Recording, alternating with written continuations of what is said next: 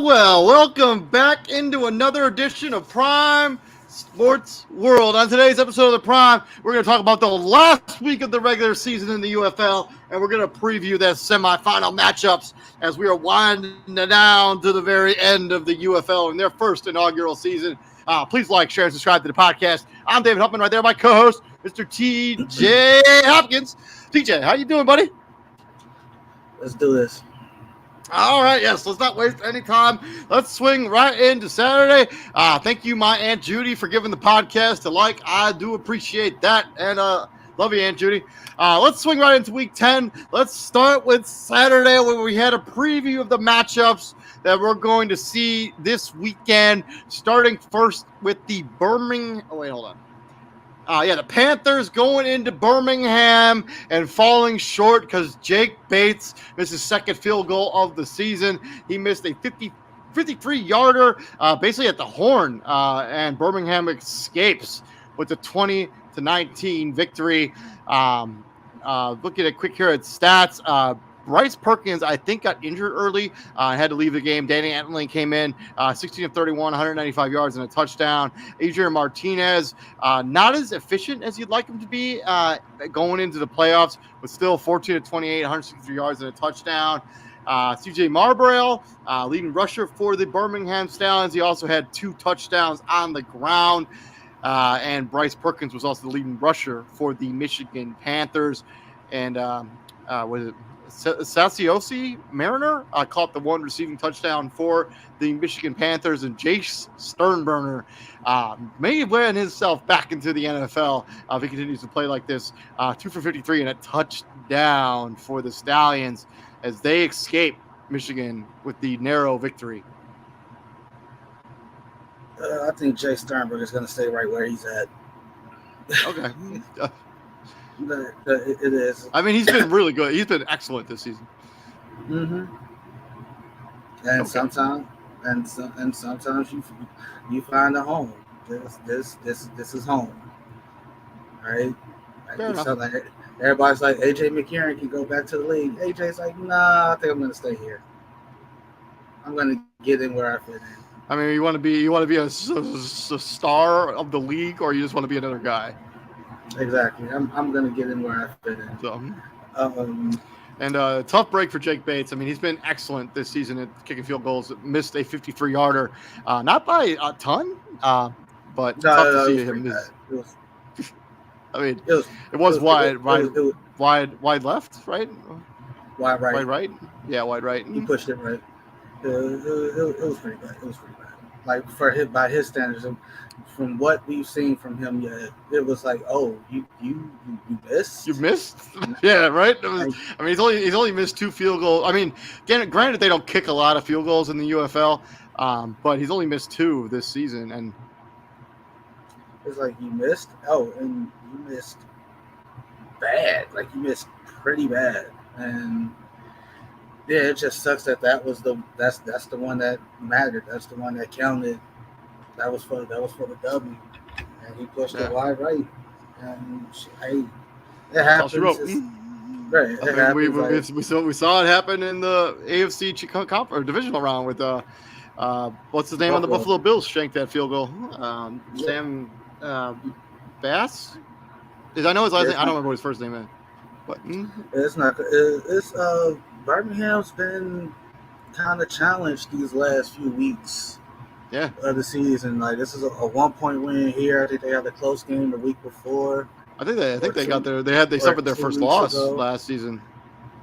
Yeah, they had a loss. They've had a loss these last like 2 or 3 weeks. Yeah, they haven't been as efficient or as good. I mean, there's probably more and more tape on these players on Birmingham. Because they lost to the San Antonio Brahmas the week before, and then they got everything they could handle against the Michigan Panthers this week. So, and again, the efficiency, yeah, Adrian Martinez 14-28. Now you kind of see why Adrian Martinez was like not talked about that much coming out of college. It's like, hey, I see it now. I see why you left Nebraska and tried to go to Kansas State, and you were in college for 6 years minus the extra stuff. Like, I mean, there was at the beginning of the season, they were going to use Adrian Martinez as the running quarterback and have Matt Corral do most of the throwing, but that's kind of got phased out as we've gotten deeper into the season. But yeah, I mean, this is going to be an interesting matchup. We'll talk about it here in a few minutes. Let's swing into the second matchup on Saturday. Also went down to the wire. St. Louis Battlehawks escaping with the 13-12 victory over the San Antonio Brahmas as they win this game, as San Antonio mounted a furious comeback there in the fourth quarter, but ended up falling short of the St. Louis Battlehawks. And now that playoff game next week will be in St. Louis, and it's the first playoff game in St. Louis in 20 years. 20 years. 20 years. It's a long time. Yeah. Quinn Normandy, 50-27, 188 yards and a touchdown.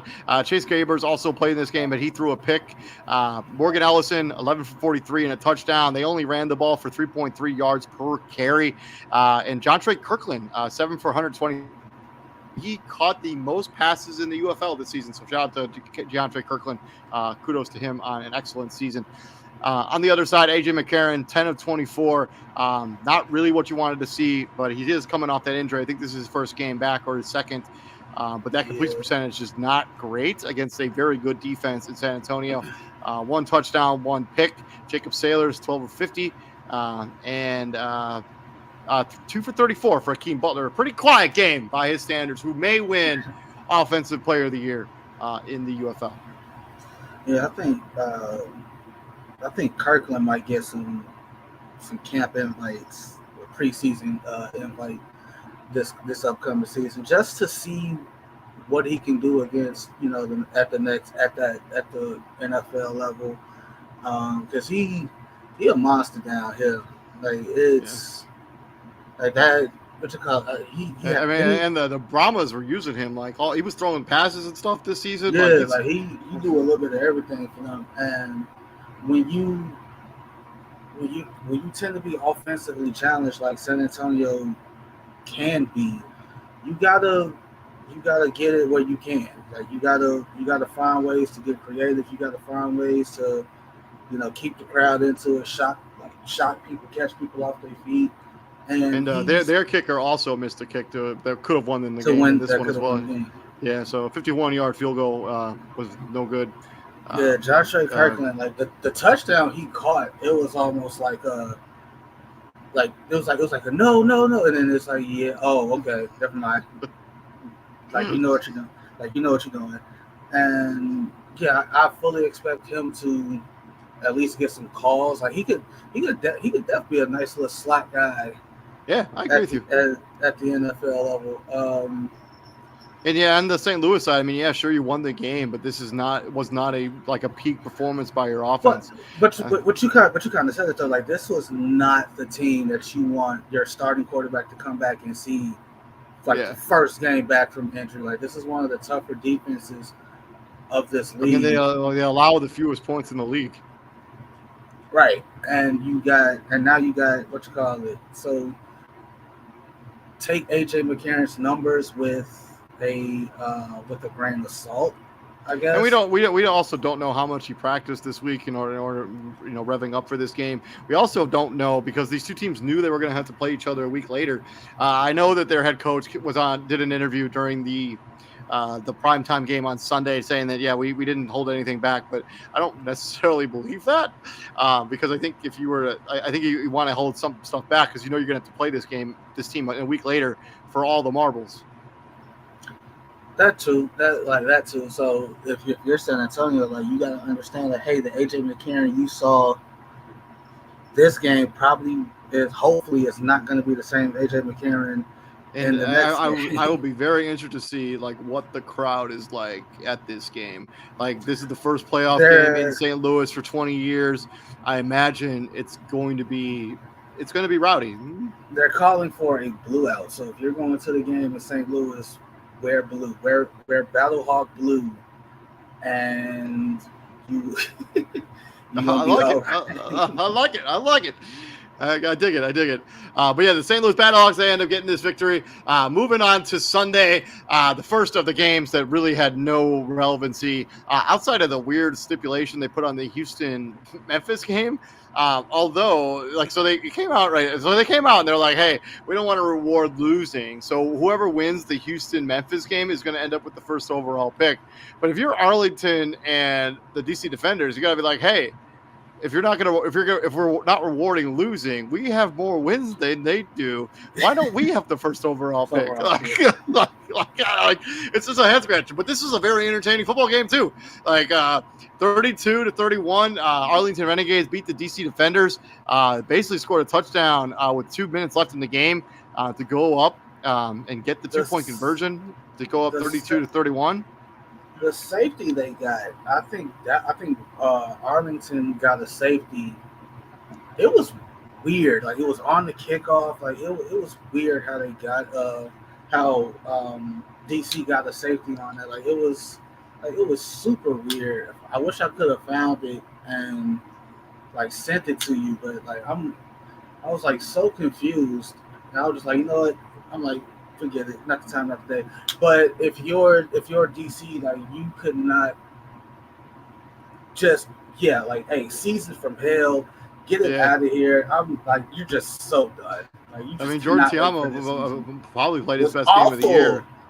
18 of 34 for 218 yards and 2 touchdowns. I mean, that's as good as he's played this season, which is saying something. And yeah, that's awful. Like that's 50. We're accepting 53%. Like that's I mean, what we're accepting. I mean, that's been the completion percentage for most of the quarterbacks this season in the UFL. And when we do a recap of the UFL, like somewhere down the line, that's going to be a big conversation. Like the completion percentage across the board in the UFL is putrid. Woeful. Like it's terrible. It's woeful. And the one thing we can see is like that's kind of like what separates AJ McCarron from literally everybody else. Because AJ McCarron played at the next I mean, level. even AJ McCarron this season hasn't been the most efficient quarterback in the league.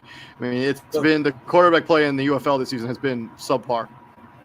But for the most part, like those deep out passes that like certain quarterbacks are like hesitant to throw, like that 12-yard out, that 15-yard out. Like AJ McCarron's like, hey, I was like, hey, rip and rip, let's go. Like I can make that throw. Like I mean, you got to put a lot of velocity, and most of the quarterbacks in the UFL just don't have the arm strength to complete that pass. Luis Perez, 23 of 37, 215 yards, 3 touchdowns, and 2 interceptions.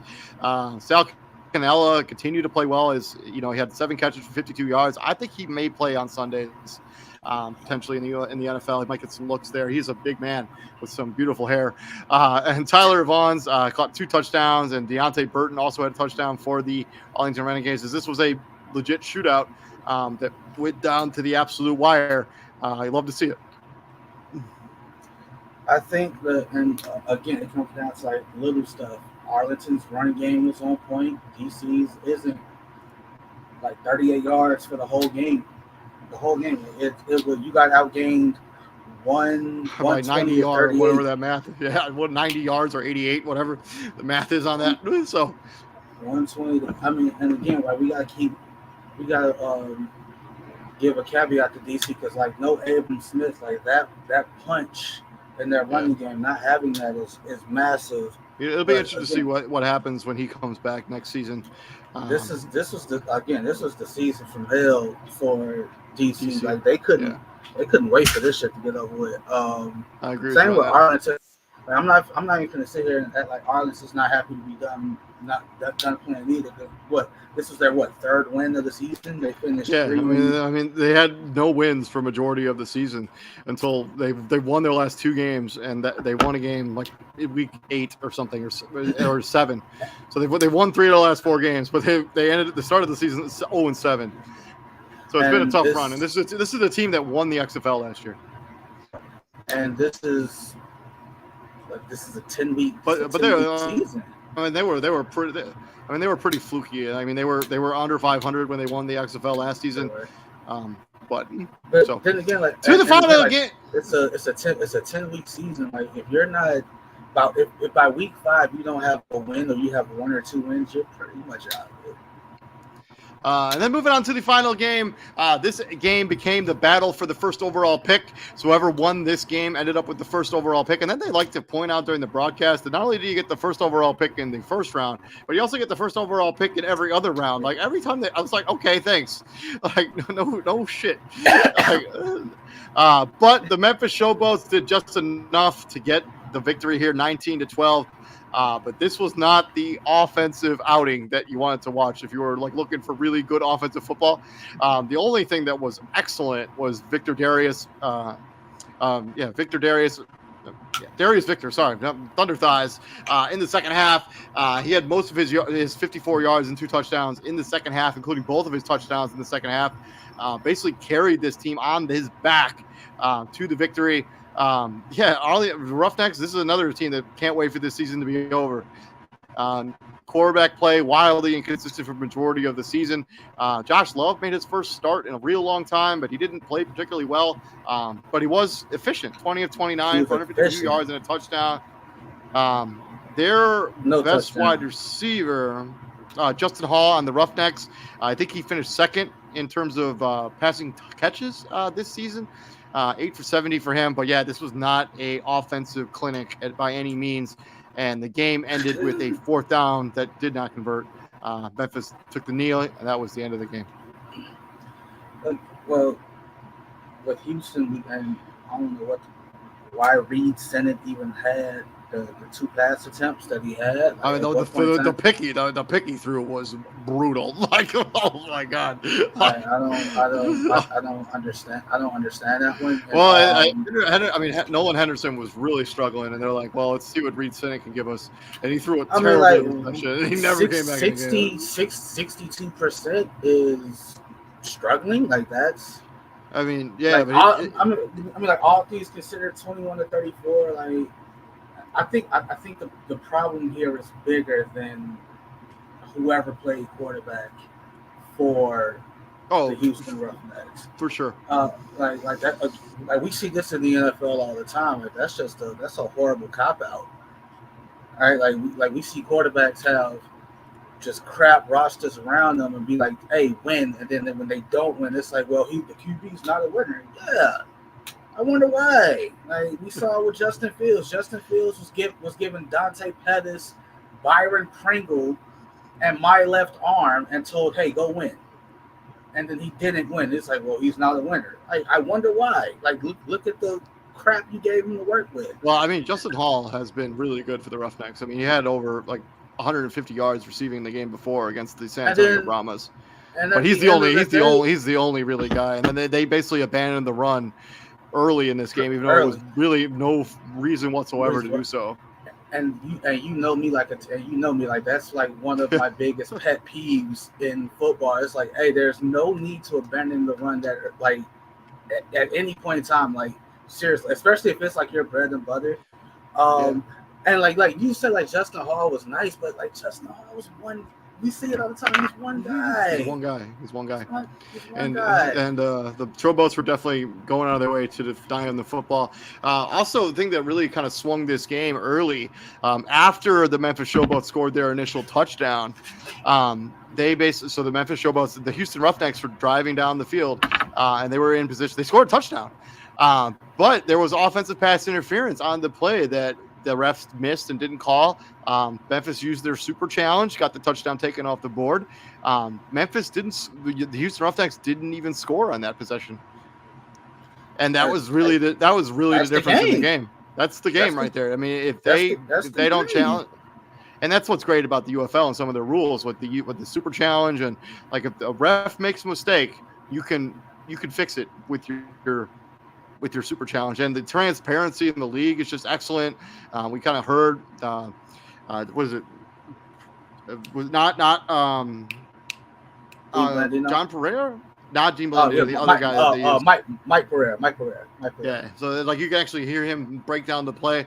Yeah, it's just really good officiating, system. That's just one thing I wish the NFL would incorporate. Like, hey, why is this called?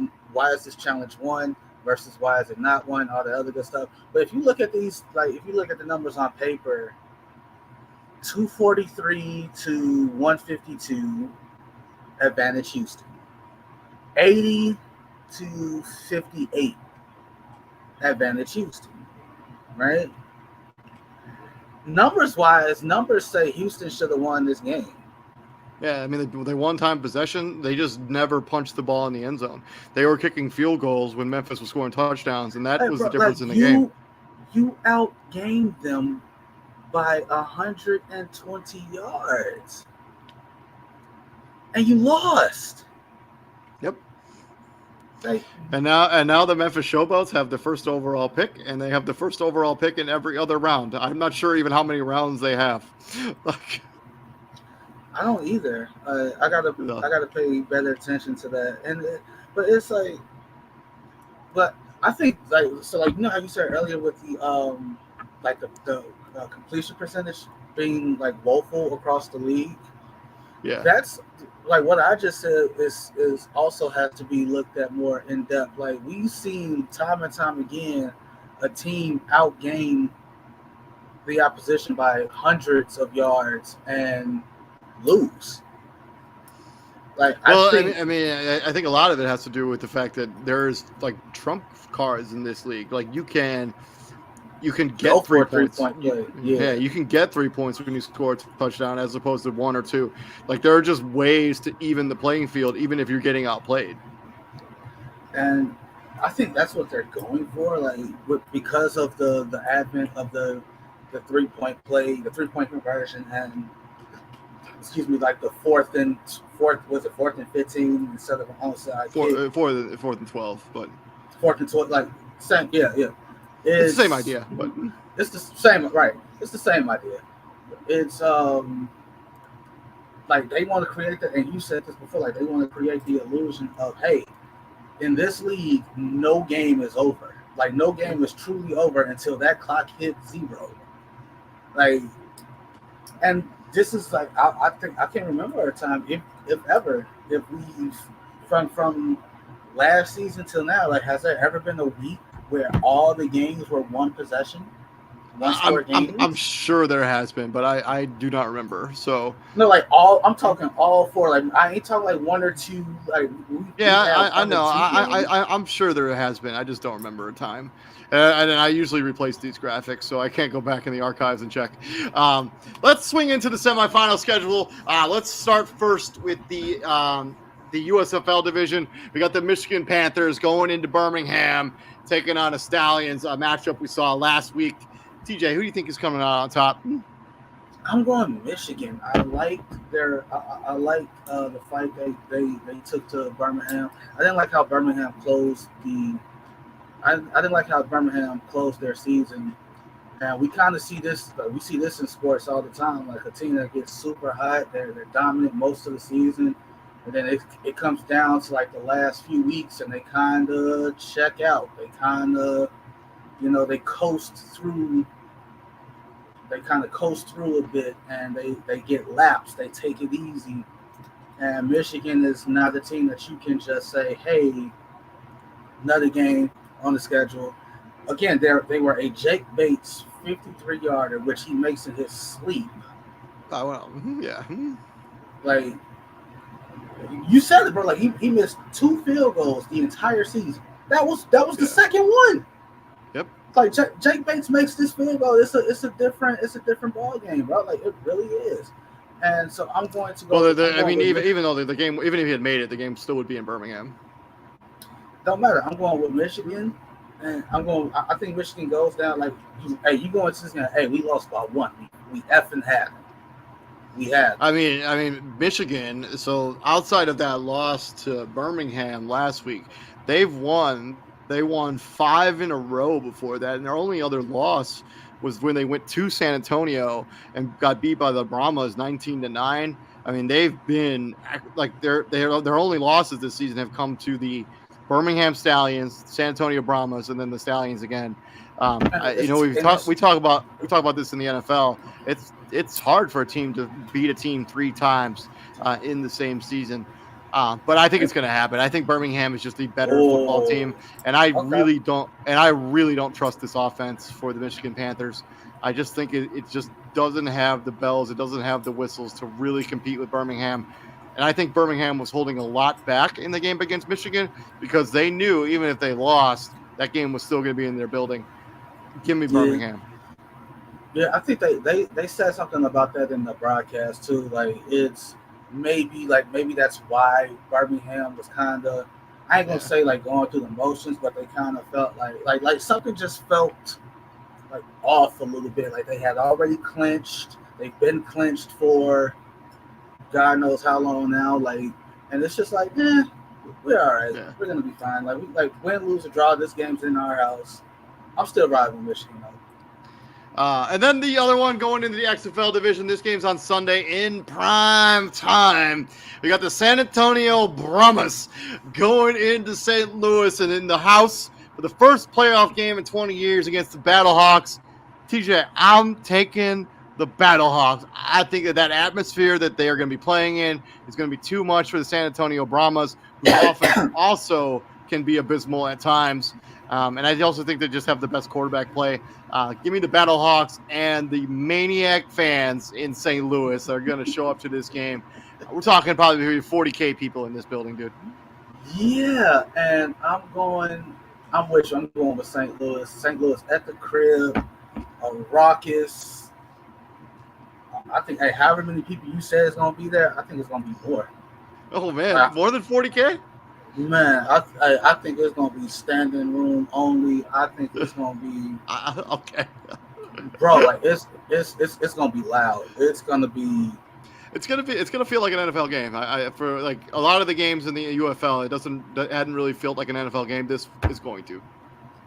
And again, like it's another week of preparation for AJ McCarron. It's like this isn't their backup, who's like solid backup, by the way. He's just not AJ McCarron. Like ain't shit you can do about that. Yeah, and this defense, like if you give I don't care how tough your defense is, like if you give a quarterback, a very good quarterback, enough cracks at it, they'll figure you out. Yeah, I just don't trust the San Antonio Brahmas offense. It just hasn't I clicked all don't. season, That's and so like they've that's their won downfall. they've won some really close games that probably they had no business winning whatsoever. Like that's their kryptonite. Is all right. Like once I know for I can count on one side of the ball when I see San Antonio on the field. Offensively, it's like all right. I can like who first off who's playing quarterback. Like are we gonna do the dual quarterback thing again, or is Darmany gonna get most of the snaps? And I know offensively, I can count on John Trey Kirkland. Like so, if I'm St. Louis, I go into this game. John Trey Kirkland can't go for 7 for 115 again. He can't do that. Yeah, I mean they most points they scored in a game this season was 27. That was in week 1, and they never got that close again, have they? I mean they had a 25-point game. 25. All right. Yeah, so against the Arlington Renegades, it's arguably the worst team in the league. Worst team, like one of the worst teams in the league. So, I think I said that when we did that breakdown, you gotta take it with a grain of salt because of who that is. Like that's Arlington, bro. Like it's not like I'm going with St. I mean, they scored the third fewest score points in the league. The only teams that have scored less points than them are the Memphis Showboats and the Roughnecks. So I'm going with St. Louis. Yeah, I'm going with St. Louis too. So, like, in our scenario, we got St. Louis, and I got Michigan. You got Birmingham, right? So, it's in your scenario, St. Louis, Birmingham for the championship. Who wins that? I don't know. We'll talk about it next week. I will take the Stallions. I think they're the most complete team in the UFL. Because, like, hypothetical, like, hey, like, that's just, like, we have 4 potential matchups. It could be Brahmas Panthers. It could be Brahmas Stallions. It could be Panthers Battlehawks. It could be Battlehawk Stallions. Like it can only be like one of those. I think the Stallions are the best team in the UFL. I think whoever comes out of that other matchup, they'll win. They're the best. They're the most complete team. I don't know what the numbers are. So like you got 10 weeks of, well now 11 weeks, 12 weeks total because you got this, and you got the championship game, right? I think if the ratings are like forget the revenue. I mean, like not forget the revenue. I'm just saying like if you look at the ratings, like are people watching this? Are people buying into this product? I think if the numbers are good enough for what they're asking for or close to it, I would like to see 2 more teams. I'd like one in each conference. Get it to 10 teams and continue to grow the UFL. I agree with you. I think however way you can grow the league. I mean, maybe not next season or the year after, maybe the year after, but because the issue that we have right now is like people are on. So like if you watch, and I know you don't, but like a lot of these sports shows, like they're giving like we see it like this is the what you call it. You had a phrase for like the dog days of summer. We're in the dog days of summer. The only major sport right now is that people tend to really care about is baseball. No disrespect to the WNBA, that's getting more eyes on it. But you got people out there talking about when's football started? Football never stopped. Y'all just don't give anything that's not the NFL a chance. And once people start to do that, I think that's when like spring football will take off. I agree with you on that. But yeah, that's been our Week 10 recap, our semifinals preview. Thank you very much for joining us here at Prime Sports World. Please like, share, and subscribe to the podcast as we try to be the #1 hub for all things UFL. I'm David Huffman, right there, my co-host, Mr. TJ Hopkins. TJ, what do we do here at the Prime, my friend? We bring the heat. You gotta get some UFL merch. I need a team. I need a team to like follow. And like people tend to follow teams that are like close to them, like geographically. So for us, that would either be Michigan. Get me a Jake Bates jersey. Come on, UFL. You're hearing me right now. Get me a Jake Bates jersey. I'll wear it every day. That would be like Michigan or like St. Louis, but I can't do that. I can't do it. But we'll be back here tomorrow as we continue to wait for the NBA Finals to start. We're going to be breaking down that Pacific Division. I'm really surprised because since both conference finals ended like rather quickly. Yeah, I thought they'd do an audible. I don't know. It's felt like forever. I'm really surprised they didn't bump those up by a day or two, but at least by a day. So like, well, I mean, once you have the venues booked, I don't think you can change it. So no, because like like a lot of people, like a lot of the media, they're like, hey, they can't get out of that. Like this, like basically, all media personnel, they're like, hey, I'm packing for 7 days. Like they know for a fact I'm going to be traveling for 2 weeks, and this is going 7 games. Yeah, but we'll see you guys tomorrow. We're breaking down the Division D season and the off season in the NBA, and we will probably start our NFL off season or NFL season previews next week as well. So keep an eye for all that content. I'm David Huppman. There's TJ Hopkins. You all have a good night. Stay safe out there. Peace out, brother. See you, man.